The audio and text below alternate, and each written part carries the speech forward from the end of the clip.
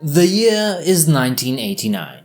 Across Eastern Europe, the iron grip of communist regimes is crumbling. One by one, authoritarian governments fall in Poland, Hungary, East Germany, Czechoslovakia and Bulgaria. But in Romania, the revolution takes a more violent and bloody path. This is the story of the Romanian Revolution of 1989, an event that brought an end to 42 years of brutal communist rule, especially under the dictatorship of Nicolae Ceaușescu. In this video, we'll explore the causes of the revolution, the events that led to the overthrow of Ceausescu, and the lasting impact of the Romanian Revolution on the country and the world. Hi, my name is Sebastian and these are Chapters of History.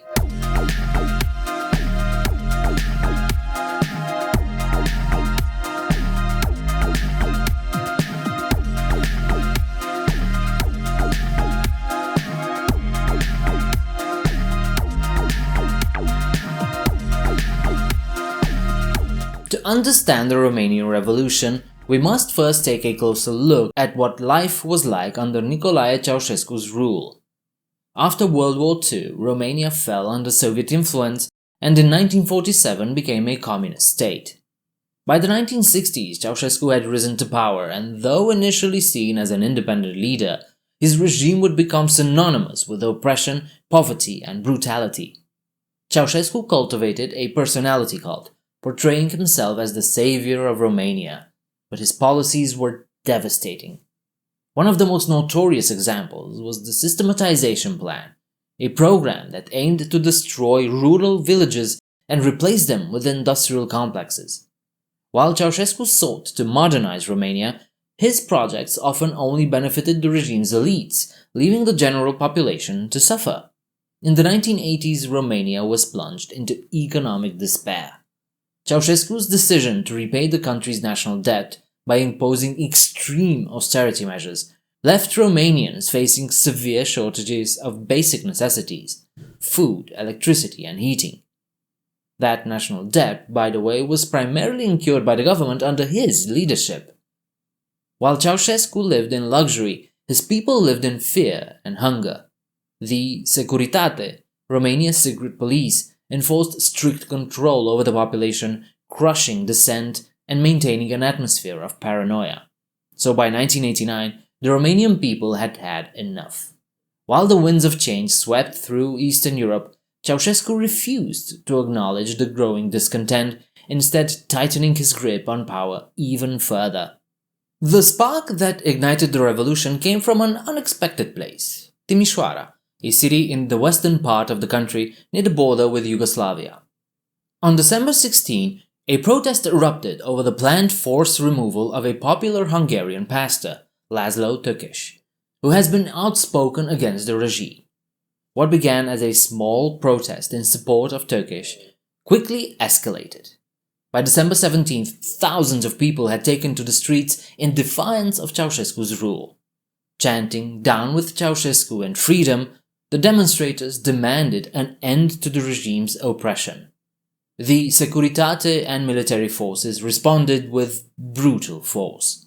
Ceausescu ordered the military to open fire on the crowds, and Timisoara became the scene of a massacre. Hundreds were killed and many more were arrested and tortured. But instead of crushing the protests, this time the violence only emboldened the people. Word of the events in Timisoara spread quickly despite the regime's efforts to suppress information. The Romanian people, long oppressed, had finally reached a breaking point. Across the country, the flames of revolution began to spread. On December 21st, Nicolae Ceaușescu attempted to regain control by calling a mass rally in Bucharest, the capital of Romania. It was supposed to be a show of strength, but it quickly turned into a disaster. Thousands of workers and citizens were bussed in to cheer for Ceausescu, but for the first time in his decades-long rule, the crowd turned against him. Să adresez mulțumiri inițiatorilor și organizatorilor acestei mari manifestări populare din București, considerând aceasta ca o As Ceausescu delivered his speech, the crowd began to boo and shout. Ceausescu, visibly shocked and confused, tried to calm the crowd, but the momentum has shifted. The people were no longer afraid. What started as a controlled rally became a full-scale revolt. By the evening of December 21st, protests erupted across Bucharest. Thousands of citizens filled the streets, demanding the fall of Ceausescu's regime. Once again, the military and Securitate were ordered to crush the revolt, leading to violent confrontations.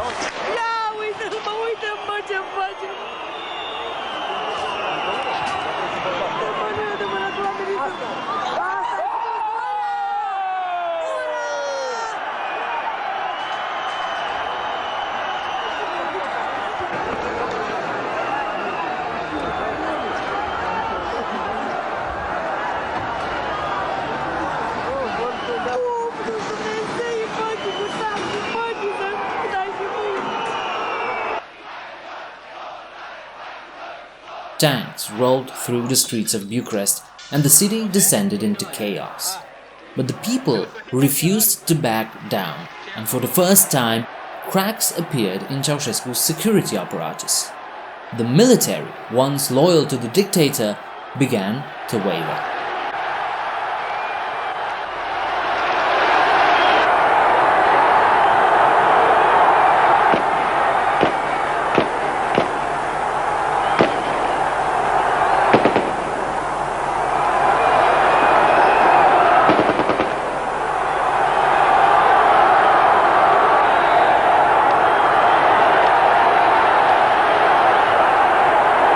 Some units defected to the sides of the revolutionaries, unwilling to continue the bloodshed. On the morning of December 22nd, Nicolae Ceaușescu realized he had lost control.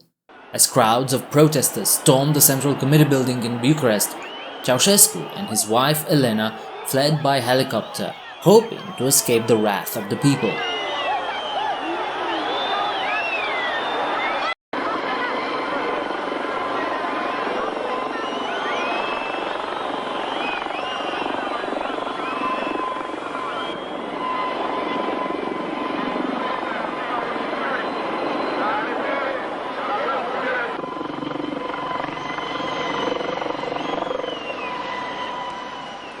But their attempts to flee were futile.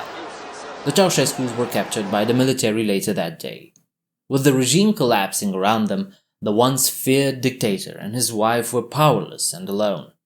They were taken to a military base in Târgoviște, where a hastily assembled military tribunal put them on trial. The trial lasted only a few hours. The charges were clear: genocide, undermining the national economy, and abuse of power. Both Nicolae and Elena denied the accusations, claiming that they were still in control of the country. But the verdict was inevitable. They were found guilty as charged and sentenced to death by firing squad. On December 25, 1989, Christmas Day, Nicolae and Elena Ceaușescu were executed. It was the dramatic and violent end to over 2 decades of oppressive rule. As news of their execution spread, it became clear that Romania had changed forever. The fall of the Ceausescu regime marked the end of Romania's communist era, but the revolution came at a heavy cost. Over 1,000 people were killed and thousands more were injured during the violent clashes. In the days that followed, Romania began its difficult transition toward democracy. In the power vacuum left by Ceausescu's death, the National Salvation Front emerged as the new governing body, led by Ion Iliescu, a former communist official who had turned against Ceausescu. They moved quickly to consolidate power and promised democratic reforms. However, the FSN was largely composed of former communist officials, leading many to question whether true change was possible. Despite initial excitement over the fall of Ceausescu, it quickly became clear that the road ahead was filled with challenges.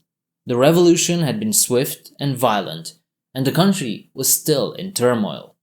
Nevertheless, many Romanians remained hopeful that the FSN would steer the nation toward democracy and economic recovery.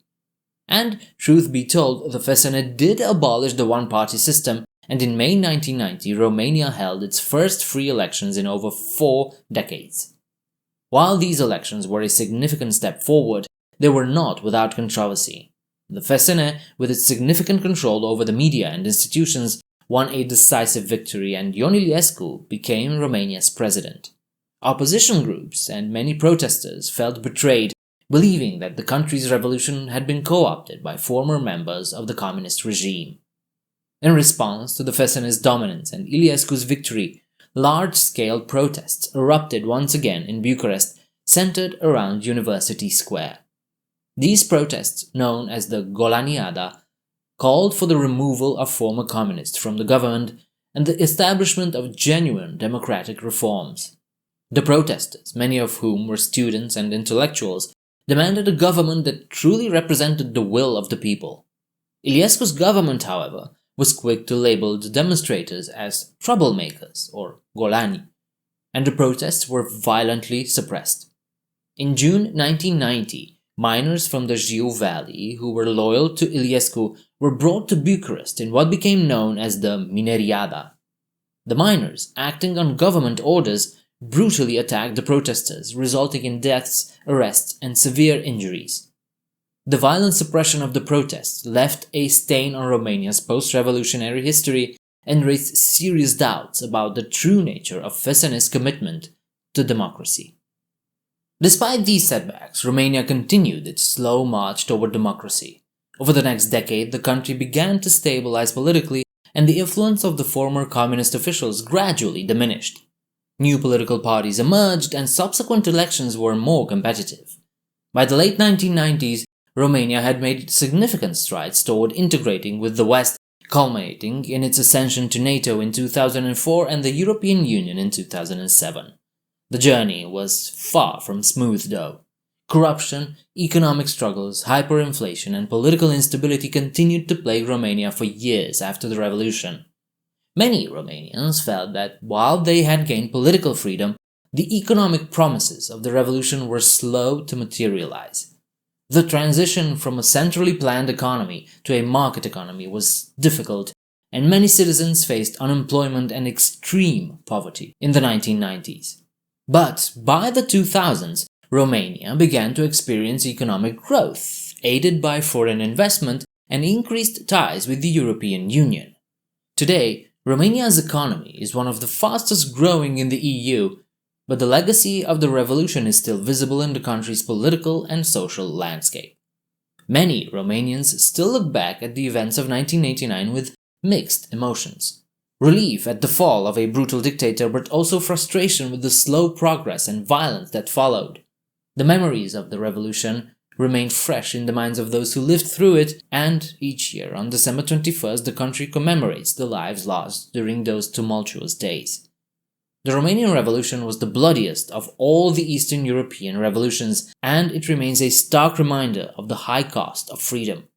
More than 1,100 people were killed and thousands more were wounded and tortured, but in the end, it was the courage and determination of ordinary citizens that brought down a dictator and set Romania on the path toward democracy.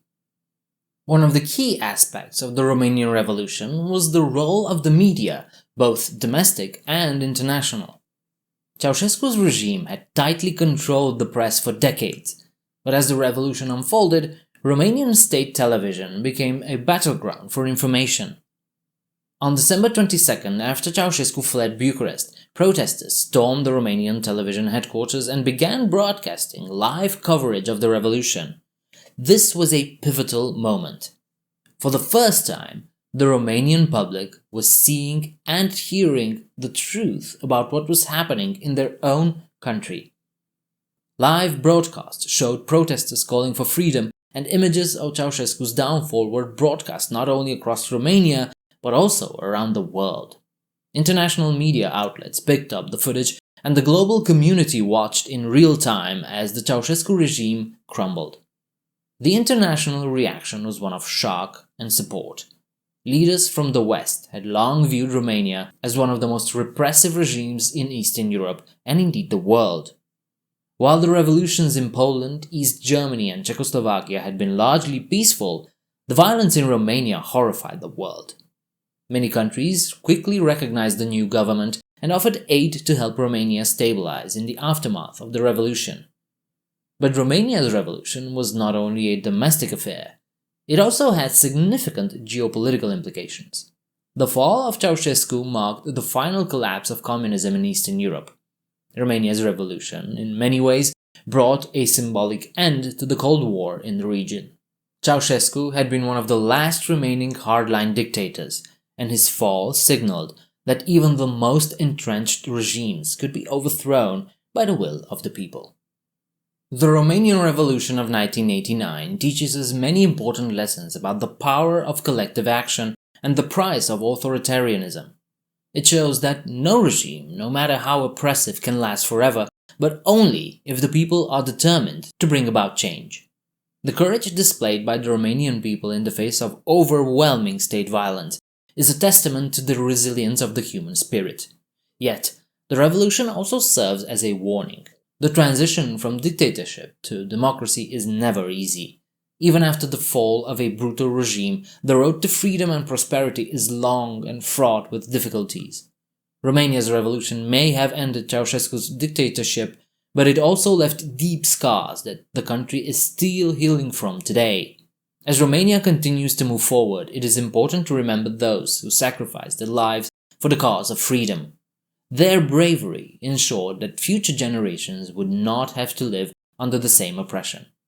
While Romania still faces challenges, the legacy of the revolution remains an enduring symbol of the country's fight for liberty.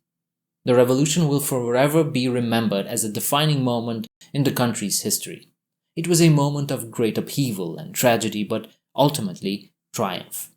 And as Romania looks to the future, it is the lessons of that revolution that continue to shape its democratic path. The brutal collapse of communism in Romania can also serve as a reminder of just how hard it is to get rid of dictators. And yet, there are those who still long for the good old days.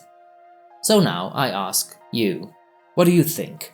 Was the Romanian Revolution of 1989 a good thing or not? Let me know in the comments downstairs. If you found this video informative, don't forget to like, subscribe and hit the notification bell for more in-depth content on historical events from around the world. If you really liked what you saw, perhaps you might want to visit my Patreon page. I do want to thank my long-standing patrons Dan and Lawrence Neal for being my fans for years now. In the meantime, I do hope to see you next time. Bye!